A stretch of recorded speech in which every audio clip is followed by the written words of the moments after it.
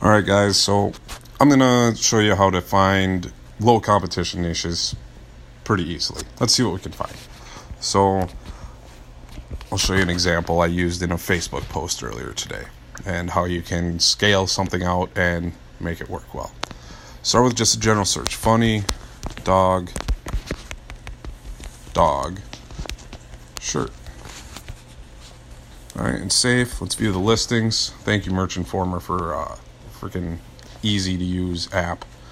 Alright, so I was scrolling through, saw the general ones here. I saw this one. Wears black, loves dogs, avoids people. So I saw this and I was like, oh, you could do cats, you could do horses, you could do whatever. And I just wrote that in that post there.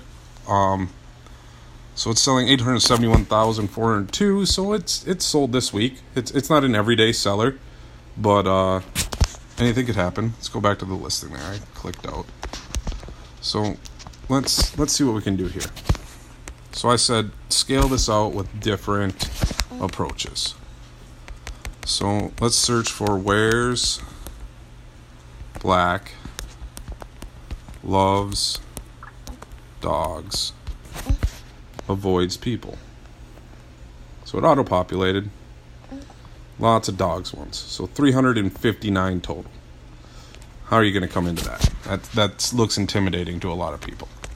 So, and it can be. Because to come in there, you're going to have to put up 50 some designs somehow and hope yours catches on to something that the top one is selling, 800, it's 800,000 rank. But you can come in and test different things with this.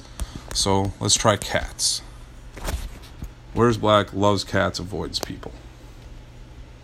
21 results.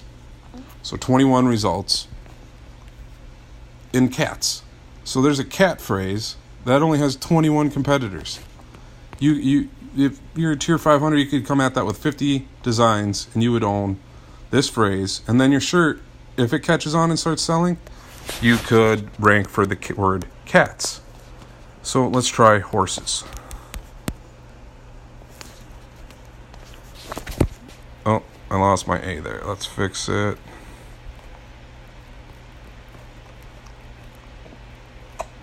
Whatever. It's good. 0 results for horses. So horses are a goose egg. There are none. Does that mean none are selling? Or does that mean none have tried? I don't know. Someone could be the first one in there. Let's try... I don't know. What's another popular animal? Unicorns.